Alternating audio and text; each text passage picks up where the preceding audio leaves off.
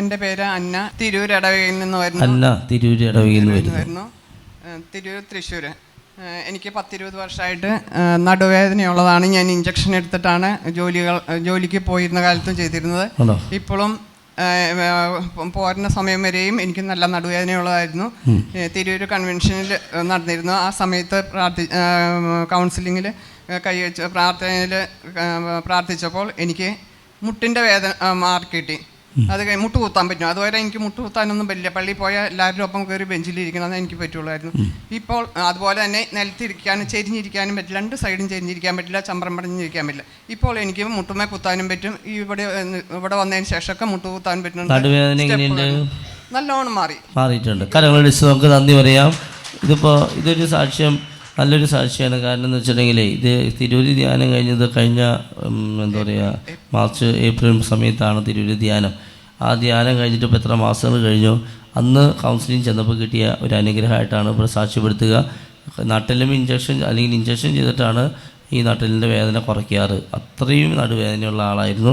അതാണ് മുട്ടുകുത്താനും പറ്റും. ആ നടുവേദനയും മാറിക്കിട്ടി. പ്രൈസലാണ്. അടുത്തത് പിന്നെ എൻ്റെ പേരക്കുട്ടിക്ക് ഞാൻ അന്ന് കൺവെൻഷന് വന്നപ്പോൾ പേരക്കുട്ടിക്ക് ഭയങ്കര പേടി കൊണ്ട് അവൻ ബാത്റൂമിൽ 7 വയസ്സായിട്ടുള്ളൂ. പക്ഷെ ബാത്റൂമിൽ ഇരിക്കണമെങ്കിൽ ഞാൻ ആ കട്ടിൽപ്പടിയെ വന്ന് ചെന്നിരിക്കണം.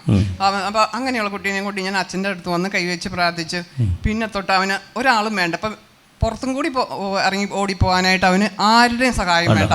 ധൈര്യം കിട്ടി. അതുകൊണ്ടാണ് എനിക്ക് ഈ വിശ്വാസത്തിലേക്ക് വന്നത്. എനിക്ക് ഇതേപ്പറ്റി ഒന്നും അറിയില്ലായിരുന്നു. ആ കൺവെൻഷൻ തൊട്ടാണ് ഞാനിത് അറിഞ്ഞു തുടങ്ങിയത്. അത് കഴിഞ്ഞ് എൻ്റെ വീട്ടിൽ പല്ലിശല്യം നല്ലോണം ഉണ്ടായിരുന്നു. ഞാൻ ബന്ധൻ പ്രാർത്ഥന ചൊല്ലി ഹനാമേളം തെളിച്ച് പ്രാർത്ഥിച്ചു. ഇപ്പം ഞാൻ എന്നിട്ട് എൻ്റെ മരുമകളോട് ചോദിച്ചു, നമ്മുടെ വീട്ടിലെ പല്ലികളൊക്കെ എവിടെ പോയി മോളെ എന്ന് ചോദിച്ചു. അപ്പോഴാണ് എല്ലാവരും നോക്കണേ കാണാനില്ലോന്ന്. ഇപ്പോൾ ഒറ്റ പല്ലികളും ഇല്ല. അങ്ങനെ ഒരു പിന്നെ എൻ്റെ തലയിലെ മുടി വട്ടം കൊഴിയായിരുന്നു. ഞാൻ ഒരു വർഷത്തിൽ 2 പ്രാവശ്യമെങ്കിലും അങ്ങനെ വന്നിട്ട് ഞാൻ കാണില്ല. 1 രൂപ വട്ടത്തിൽ ബാക്കിലും ഫ്രണ്ടിലും നെറുകയിലും വരും. നല്ലോണം മുടിയും കൊഴിഞ്ഞു പോകും. ഇഞ്ചക്ഷൻ പോയി എടുക്കും. ഒരു 2-3 ട്രിപ്പ് കിളിർത്ത് വരണ വരെ ഇഞ്ചക്ഷൻ എടുക്കണമായിരുന്നു. അത് കഴിഞ്ഞ് പിന്നെ ഒരു 6 മാസം കഴിയുമ്പോൾ വീണ്ടും വരും. അങ്ങനെ ഇപ്പോൾ എനിക്ക് ഈ ഒലിവ് ഓയിൽ പറ്റിയതിന് ശേഷം എനിക്ക് ഇപ്പോൾ ഒന്നുമില്ല. മുടി ഒരു വല്ല 3-4 കൊഴിയും. ദൈവമേ നന്ദി, ഈശോയെ നന്ദി പറയാം. സ്നേഹമുള്ള ഇതിൽ പ്രത്യേകം ശ്രദ്ധിക്കേണ്ട കാര്യങ്ങൾ ആ 3 സൗഖ്യങ്ങളാണ്. ഈ സഹോദരിക്ക് കിട്ടിയ 3 സൗഖ്യങ്ങൾ എന്ന് വെച്ചാൽ ആ പല്ലിശല്യം ബാധ്യത കണ്ടോ. വീട്ടിൽ നിറയെ പല്ലിയായിരുന്നു. അപ്പോൾ പല്ലിശല്യം എന്നൊക്കെ കഴിയുമ്പോൾ പല്ലിയൊക്കെ എല്ലാവരുടെ സ്ഥലത്തുണ്ടാവും. പക്ഷേ ഈ ശല്യം വന്നു കഴിഞ്ഞാൽ ബുദ്ധിമുട്ടാണ്. തവളശല്യം, എല്ലിശല്യം, നമ്മൾ പാഠപുസ്തകത്തിൽ കാണുന്നില്ലേ, ഇങ്ങനെ ഈച്ച ശല്യം അല്ലേ, വെട്ടുകിളി ശല്യം. വെട്ടുകിളിയൊക്കെ എല്ലായിടത്തും ഉണ്ടാവും. ശല്യമായാലും അതൊരു പേടിയാണ്, ഒരു ബന്ധനമാണ്, തടസ്സമാണ്. അതാണ് അവർ ഈ ബന്ധന പ്രാർത്ഥന ചൊല്ലി ഹന്നാളം തെളിച്ച് കുന്തിരിക്കുമ്പോൾ വെച്ചപ്പോൾ അത് വിട്ടുപോയത്. മനസ്സിലായോ? മറ്റൊന്നാണ് ഈ വട്ടത്തിലിങ്ങനെ കുഴിഞ്ഞു. ചില തല കണ്ടിട്ടുണ്ടോ? ചില തലയിൽ നിന്ന് വരുന്നതാണ്. ഇങ്ങനെ മൊത്തത്തിൽ അങ്ങോട്ട് കൊഴിഞ്ഞു പോകും. മനസ്സിലായോ?